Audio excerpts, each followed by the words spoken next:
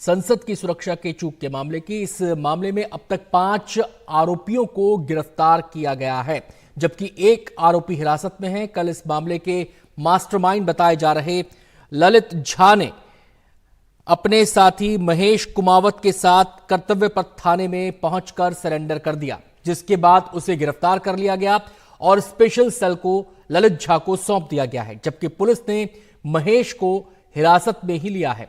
ललित के पास पहले से गिरफ्तार चारों आरोपियों का मोबाइल फोन थे। पूछताछ में ललित ने बताया है कि उसने महेश के साथ मिलकर सभी मोबाइल फोन्स को आग के हवाले कर दिया।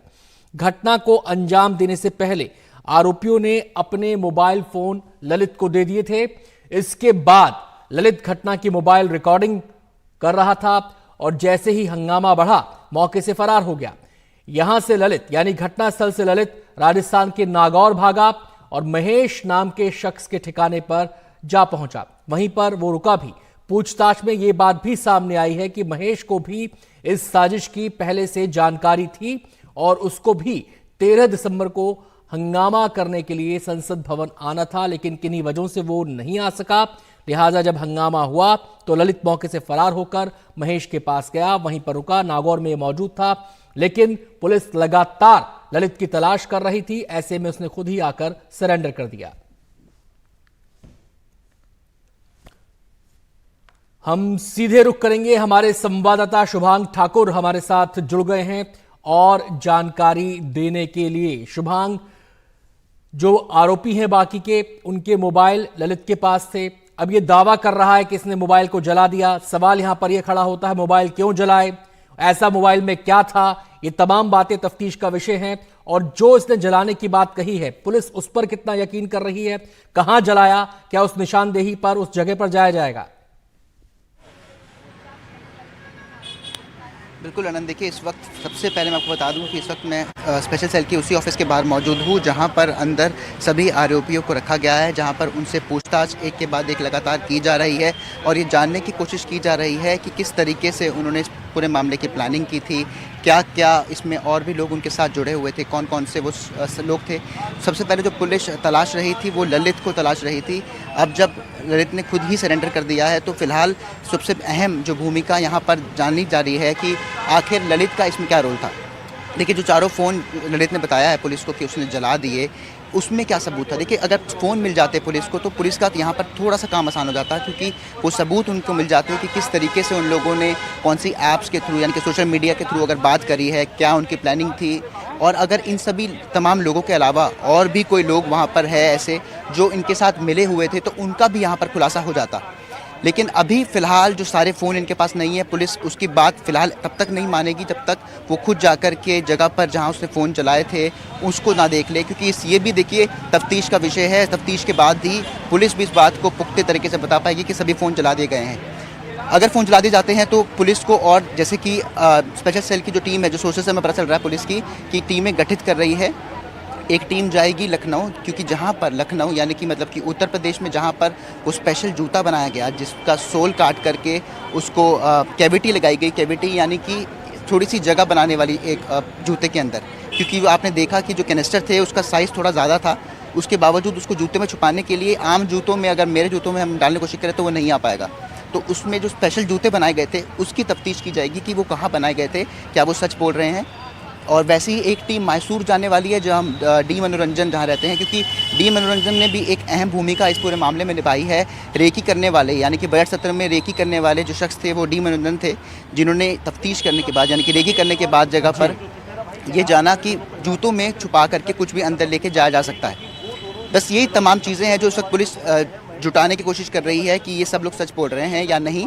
वहीं जो तीसरा यानी कि जो नया शख्स महेश यहाँ पर सामने आया है, महेश पेशे से एक मजदूर है और फिलहाल महेश को अभी अरेस्ट नहीं किया, डिटेन किया हुआ है, इसलिए अभी उससे पूछताछ की जा रही है। उसका इसमें क्या रोल था उसको जानने की कोशिश की जा रही है कि क्या सिर्फ महेश के घर पे रहने का ही उनका रोल है, क्योंकि उनको पूरे मामले की जानकारी थी।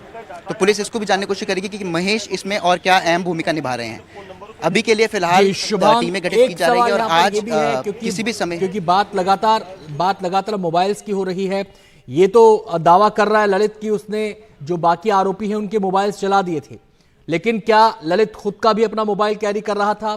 उसका मोबाइल कहां है, उसके साथ उसने क्या किया, और वो भी मोबाइल एक अहम एविडेंस साबित हो सकता है चीजों को, कड़ियों को जोड़ने के लिए। जी देखिए, बिल्कुल, क्योंकि जब ललित यहाँ से भागा था, वो नीमराना होते हुए नागौर गया, ऐसे में उसके पास फ़ोन ज़रूर रहा होगा, क्योंकि फ़ोन के साथ ही, क्योंकि उनके पास बाकी 4 लोगों के फ़ोन थे, लेकिन कांटेक्ट करने के लिए, यानी कि महेश से कांटेक्ट करने के लिए, उसके पास रहने के लिए, पहुँचने के लिए भी एक फ़ोन की होने की ज़रूरत थी। अभी इस बात की पुष्टि नहीं हो पाई है कि महेश के पास मतलब माफ़ कीजिएगा, अभी तक इस बात की पुष्टि नहीं हो पाई है कि उसके पास ये फ़ोन था या नहीं था अपना। लेकिन फ़िलहाल पुलिस इस पान को जानने की कोशिश कर रही है। अभी तक जो हमें जानकारी पुलिस के थ्रू मिली है वो यही है कि 4 फ़ोन जो महेश के पास थे उसने उनको जला दिया है, जो उस पूरे मामले में उनकी सोशल मीडिया ऐप्स के थ्रू बात करने के जो संपर्क में थे, जिससे बात की जा रही थी, और ये लगातार जो प्लान किया जा रहा था, इस मामले में जो सारे फ़ोन्स थे उनको जला दिया गया है, ऐसा अभी फ़िलहाल ललित बता रहे हैं। जी जी, अब सवाल ये उठता है, जो महेश नाम के एक नए शख्स की, एक नए किरदार की एंट्री इस पूरे मामले में हुई है, ये कब से संपर्क में था? क्या ये केवल ललित के संपर्क में था, या बाकी के जो आरोपी हैं ये उनको भी जानता था? जिस विक्की शर्मा का जिक्र आ रहा है, जहां पर घर में जाकर रुके थे गुरुग्राम में, क्या ये उनके भी संपर्क में था? इस पूरी कॉन्स्पिरेसी के अंदर ये जो किरदार है, ये किस किस के टच में था, ये सवाल अहम हो जाता है।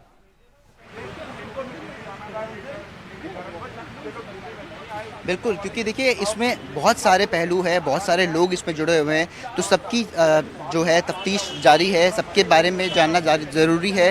इन्वेस्टिगेशन पूरी तरीके से की जाएगी, क्योंकि यहाँ पर महेश के अलावा नीलेश नाम के भी एक शख्स का नाम सामने आ रहा है, जो महेश का ही कज़न है, बताया जा रहा है। तो ऐसे में जो अलग अलग नाम, अलग अलग लोगों के पहलू यहाँ पर सामने आ रहे हैं कि अगर इतने सारे लोग इस मामले में जुड़े हुए थे, तो अच्छी खासी सोची समझी चाल थी, जिसकी ये बहुत समय से प्लानिंग कर रहे थे। तो ये बिल्कुल पुलिस का जो विषय है, ये जानने का विषय रहेगा, तफ्तीश का विषय है कि आखिरकार और क्या पहलू है और कौन से लोग इसमें जुड़े हुए हैं। क्या विकी और महेश एक दूसरे को जानते थे? क्या विकी और ललित एक दूसरे को जानते थे?